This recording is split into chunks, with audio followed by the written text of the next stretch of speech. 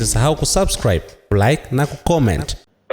Nakumbuka kwamba kulikuwa na wakati Saidi Isa na wenzake wawili marehemu na Maulida Kum na Ahmed Hamisi walipoleta shauri lao, sisi kwa upande wetu mawakili wa chama tuliweka mapingamizi yalikuwa mengi, lakini moja mapingamizi hayo tuliambia mahakama kuu kipindi kile tulikuwa tunasema hati ya madai ya Saidi Isa na wenzake haikuwa imeonesha ni lini hasa mgogoro ulianza, na ikawa ni hoja yetu kwamba kitendo hicho cha kutoonyesha ni lini mgogoro ulianza, mosi, kilikuwa ni kinyume na sheria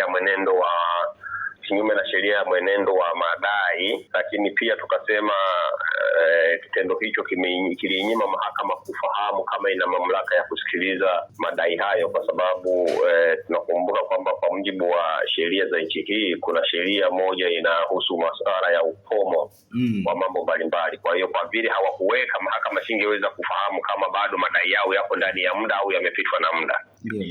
Sasa kipindi kile shauri hilo lilikuwa mbele ya Jaji Mwanga, na mahakama kuu ilipotoa uamuzi kwenye hoja hiyo ilisema jambo hilo lingeamuliwa huko mbele ya safari wakati shauri linaendelea kusikilizwa.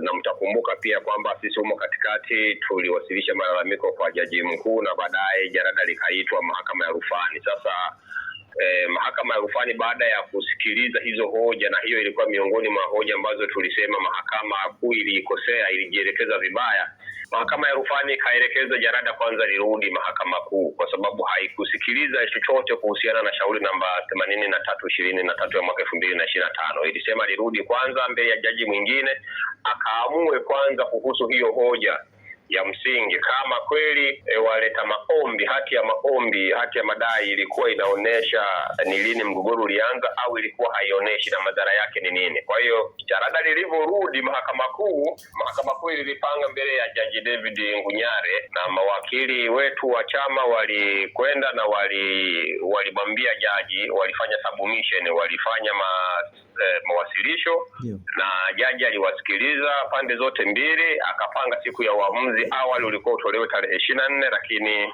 kwa bahati mbaya siku ile mahakama haikuwa na nafasi ya kutoa uamuzi huo mdogo. Leo tarehe 28 uamuzi ulikuwa umekamilika, na Mheshimiwa Jaji David Ngunyara ametoa uamuzi wake, inaitwa ruling, kufuatia pingamizi hilo.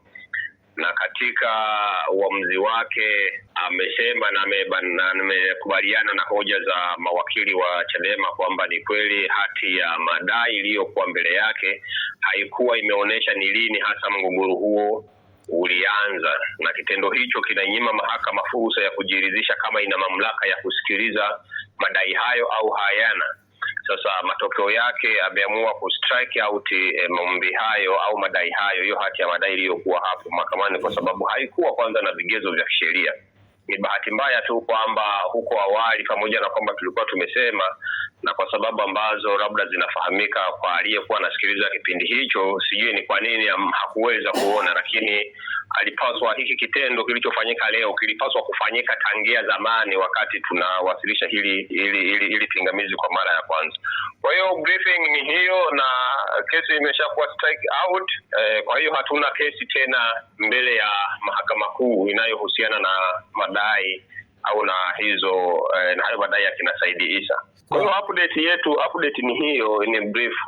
Kwa lugha nyingine, ile kesi ya Tundu Lissu ile 12-19 inakuwa imekufa automatically. Yeah, sure. Kwa sasa, kwa sababu kesi ya msingi imetupiliwa mbali na imefutwa, automatically kesi namba hiyo 12 unayoisema, maombi ya mwenyekiti taifa ambayo yaliwasilishwa na Mheshimiwa Tundu Lissu, implication yake nayo ni kwamba yatakuwa taken by event, tunasema kwa lugha ya Kiingereza. Ni maombi ambayo yatakuwa yameshapitwa na wakati, kwa sababu atakuwa anaomba kujiunga kwenye kitu ambacho hakipo tena. Hiyo application namba 83/23 nayoomba kuwa joined hai-exist tena mahakamani. Kwa hiyo mahakama haiwezi kusikiliza maombi ya kujiunga kwenye kitu ambacho hakipo. So far tarehe 2 Juni, wakati kesi itakapoitwa, ambayo ilikuwa ni siku ya kusikiliza maombi yake, atakapofika mahakamani atakuwa briefed of course na yeye, na nafikiri ataomba ku withdraw hiyo application yake kwa sababu application imeshakuwa taken by event na haiko tena mahakamani. Labda kama miaka hiyo mingine kuna mtu ataona ni muhimu kurudisha, hatajipanga huko mbele ya safari, lakini as far sasa hivi tunapozungumza, na kwa sababu maombi yake yalikuwa based on miscellaneous civil cause namba 8323 ya mwaka 2025 na haipo, imekufa rasmi leo, basi na maombi hayo yatakufa pia rasmi siku itakapofika. Almost for sure, katiba yetu ya chama imeelekeza utaratibu wa namna ya kulizoti matatizo yanayotokana ndani, na katiba imetoa mwelekeo na utaratibu wa kutatua matatizo kwa kutumia mifumo yetu ya ndani. Ni bahati mbaya tu kwamba waleta maombi hawakuamua au hawakuona haja ya kutumia mifumo au utaratibu wa ndani ya chama wa kutatua matatizo. Sasa ni nini hatua ambayo inaweza kuchukuliwa? Ni ngumu kidogo kama mkurugenzi wa sheria kutoa position, kwa sababu hiyo ni decision ya vikao vya chama, lakini naamini kwamba muda utakapofika na vikao vya chama vitakapokaa vitatathmini jambo hilo na kutafakari, na basi vikao vya chama vitaamua viweze kufanya au kuchukua hatua gani dhidi ya wahusika wa hayo mambo. Ya pamoja na kwamba tunafahamu kwamba kwenda mahakamani ni haki yao, lakini ukishakuwa pia mwanachama wa chama cha siasa pamoja na mambo mengine, ni kwamba umekubaliana na katiba, kanuni, miongozo na utaratibu wa taasisi hiyo. Kwa hiyo kwenda kutafuta remedy nje ya utaratibu wa kikawaida si sawa, lakini linabaki kuwa ni jambo la vikao vya chama vitakapokaa na vikafanya uamuzi. Nafikiri Watanzania watajulishwa baada ya hapo. So far, pamoja na tafsiri hiyo nayoisema, bado hakuna mwanachama anayeweza kujifukuza. Mimi sijawahi katika umri wangu sijawahi kuona mtu anayesema kuanzia leo mimi nimejifukuza. Mtu anaweza kujiondoa, lakini hawezi kusema amejifukuza. Obviously bado watasema wao ni wanachama wa chama wa Chadema na watasema kwenda mahakamani ni haki yao ya msingi.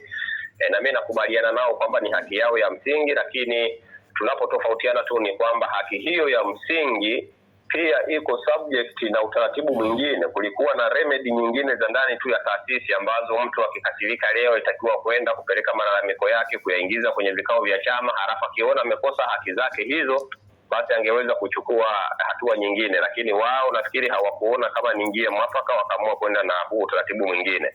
Labda watakuwa wana kitu cha kusema, na wewe unafahamu kwamba chama chetu kabla hakijachukua hatua ni lazima wao pia wapewe fursa yao ya kusikilizwa, ya kupewa kwanza malalamiko yao au mashtaka yao, wajitetee. Wakishajitetea basi baada ya vikao kuwasikiliza, basi vikao vya chama vitachukua uamuzi. Hicho ndicho ninachokisema, inaitwa due process ambayo ni lazima ifuatwe na taasisi, na kwa sababu tumekuwa tunafuata, mimi na uhakika kwamba chama kitakapokuwa kimekaa kwenye vikao vyake kitafuata huo utaratibu. Whether watakuwa wamejiondoa au bado wamo, lakini naamini kwamba utaratibu utafuatwa kwa sababu ndio tumekuwa tunaufuata, halafu haki yao itapatikana na haki ya wanachama wengine na haki ya chama pia itapatikana. Ili kwa wa kwanza kupata habari zetu, tafadhali usisahau kusubscribe, like na kucomment.